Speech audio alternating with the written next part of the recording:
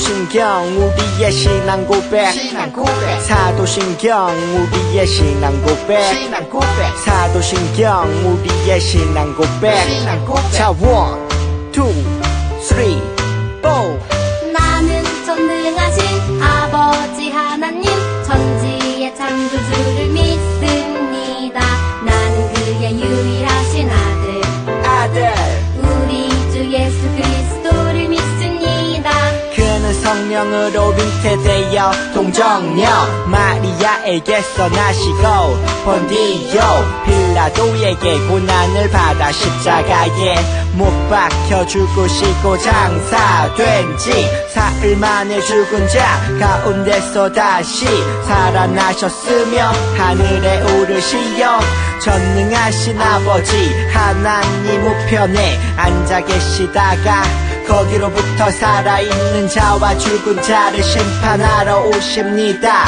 나는 성령을 믿으며 거룩한 공교회와 성도의 교제와 죄를 용서받는 것과 몸의 부활과 영생을 믿습니다. 아멘. Say 아멘. 아멘 아멘. 아멘 아멘.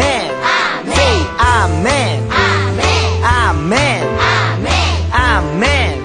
마지막 아멘. 아멘 사도신경 우리의 신앙 고백 사도신경 우리의 신앙 고백 사도신경 우리의 신앙 고백 사도신경 우리의 신앙 고백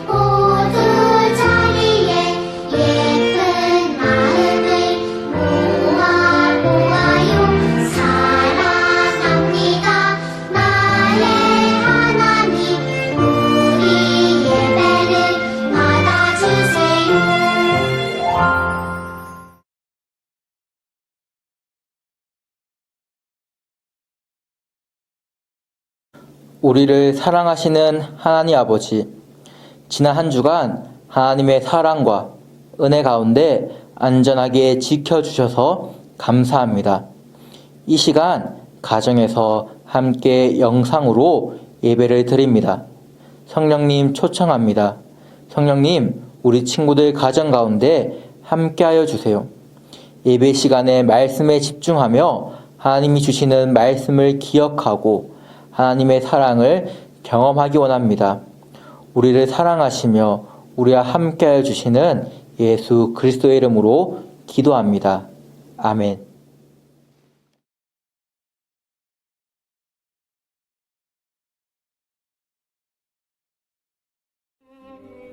그의 능력이 그리스도 안에서 역사하사 죽은 자들 가운데서 다시 살리시고 하늘에서 자기의 오른편에 앉히사 모든 통치와 권세와 능력과 주권과 이 세상뿐 아니라 오는 세상에 일컫는 모든 이름 위에 뛰어나게 하시고 또 만물을 그의 발 아래에 복종하게 하시고 그를 만물 위에 교회의 머리로 삼으셨느니라. 교회는 그의 몸이니 만물 안에서 만물을 충만하게 하시는 이의 충만함이니라.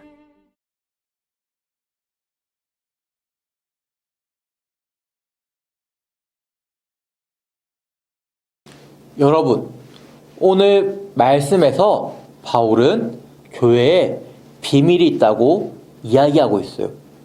과연 어떤 비밀일까요? 보물이 숨겨져 있을까요? 아니면 비밀의 방이라도 있는 것일까요? 바울이 에베소 교회에 쓴 편지를 읽어보면 그 비밀이 무엇인지 알 수 있대요.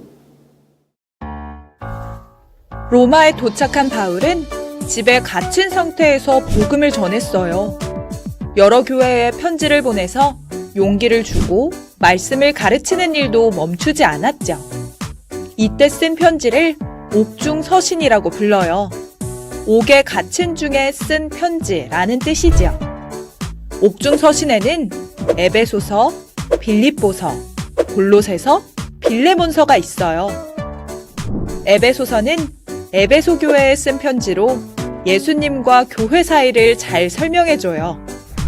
예수님은 교회의 머리고 교회는 예수님의 몸이라고요. 머리와 몸은 연결돼 있듯이 예수님과 교회도 서로 연결돼 있어요. 예수님의 몸인 교회는 오직 예수님께서 주시는 힘으로 충만해질 수 있어요. 지난주 설교 시간에 이야기한 것처럼 바울은 로마에서 자유롭게 다닐 수 있는 처지가 아니었어요. 로마 군인이 지키는 집에서 꼼짝없이 머물러 있어야 했지요. 바울은 그렇게 2년이라는 시간을 보냈어요. 바울은 오랫동안 가보지 못한 교회들이 걱정이 되어 편지를 보냈어요. 그중 에베소 교회는 유대인 중에 예수님을 믿는 사람들과 유대인이 아닌 이방인들이 함께 모여 있는 교회였지요. 서로 나라가 다른 만큼 그들의 생각이나 생활 습관, 문화가 달랐어요. 바울은 혹여나 에베소 교회가 서로 다른 습관이나 문화로 나뉘어질까봐 걱정이 되었어요. 그래서 그들에게 교회가 어떤 곳인지 바르게 알려주어 교회를 지키고자 했어요. 바울은 편지를 통해 우리가 하나님의 자녀가 된 것은 우리 스스로 된 것이 아니라 오직 하나님께서 우리에게 주신 것이기 때문에 그 누구도 자랑할 수 없다고 이야기했지요. 여러분, 우리 모두는 죄를 가지고 태어나요. 그러나 하나님께서 우리를 사랑하셔서 우리를 선택하시고 예수님을 보내셔서 우리 죄를 용서해 주셨어요. 그리고 성령님께서 이것을 확실하게 증언하고 계세요. 이처럼 우리의 구원은 우리의 선함이나 우리의 능력으로 된 것이 아니라 오직 우리에게 주신 하나님의 선물이자 하나님의 능력이에요. 그렇다면 하나님의 능력은 과연 무엇일까요? 하나님의 능력은 크게 세 가지에서 나타나요. 첫 번째는 하나님의 능력은 예수님을 다시 살리신 것에서 나타나요. 이 세상 모든 생명은 결국 다 죽게 되어 있어요. 이 세상에 태어난 생명체 중 그 어떤 것도 죽음을 이길 수 있는 방법은 없지요. 그러나 이러한 생명의 법칙에서 오직 예수님만이 죽음을 이기시고 다시 살아나셨어요. 이것이 바로 하나님의 첫 번째 능력이에요. 두 번째는 예수님을 이 세상 그 무엇보다 뛰어나게 하신 것에서 하나님의 능력이 나타나요. 사도신경의 고백처럼 십자가에 못 박혀 죽으시고 사흘 만에 부활하신 예수님은 승천하셔서 하나님의 오른편에 앉으셨어요. 이 사실은 하나님과 동등한 지위를 가지고 계시다는 것을 의미해요. 즉, 하나님은 예수님을 세상에 더 이상 맞서 겨룰만한 것이 없는 분이 되게 하셨어요. 마지막으로 세상 모든 것 위에 예수님을 두시고 예수님을 교회의 머리가 되게 하신 것에서 하나님의 능력이 나타나요. 여러분, 머리와 몸이 분리되어 떨어진다면 어떻게 될까요? 생명을 유지하기 위해서는 머리와 몸이 꼭 붙어 있어야 해요. 생명이 있는 교회가 되기 위해서는 큰 건물이나 많은 사람이 있어야 하는 것이 아니라 머리이신 예수님과 우리가 함께 꼭 붙어 있어야 하지요. 마치 포도나무 가지가 나무에 꼭 붙어 있어야 나무의 영양소와 생명을 공급받을 수 있는 것처럼 말이에요. 교회는 머리이신 예수님께 꼭 붙어 있을 때 예수님의 생명과 예수님께서 주시는 충만함을 가득 누릴 수 있어요. 그런데 여러분, 하나님은 왜 이렇게 크고 위대한 능력을 우리에게 나타내셨을까요? 왜 예수님을 다시 살리셔서 모든 만물 위에 두시고 교회의 머리로 삼으셨을까요? 그 이유는 바로 우리를 사랑하셔서 우리를 구원하시기 위해서예요. 이것이 바로 바울이 에베소 교회 성도들에게 그리고 오늘날 우리들에게 알려주고 싶었던 교회의 비밀이에요. 여러 나라 사람들이 섞여 있었던 에베소 교회 성도들은 바울이 쓴 편지를 받고 예수님을 머리로 모시면서 한마음 한뜻으로 교회를 이루어 가야겠다고 생각했을 거예요. 사랑하는 우리 광명교회 유년부 친구들, 성경은 분명히 그리스도 안에 있는 우리에게 빛이라고 말씀하고 있어요. 머리와 몸이 나누어질 수 없듯이 교회도 예수님과 우리가 나누어질 수 없다는 사실을 기억하고 우리가 예수님을 우리의 머리로 모시고 한마음 한뜻이 되어 예수님을 따라갈 때 그리스도 안에서 주님이 주시는 빛으로 우리를 가득 채울 때 예수님께서 우리와 우리 교회를 예수님의 사랑과 은혜로 충만하게 해주실 거예요.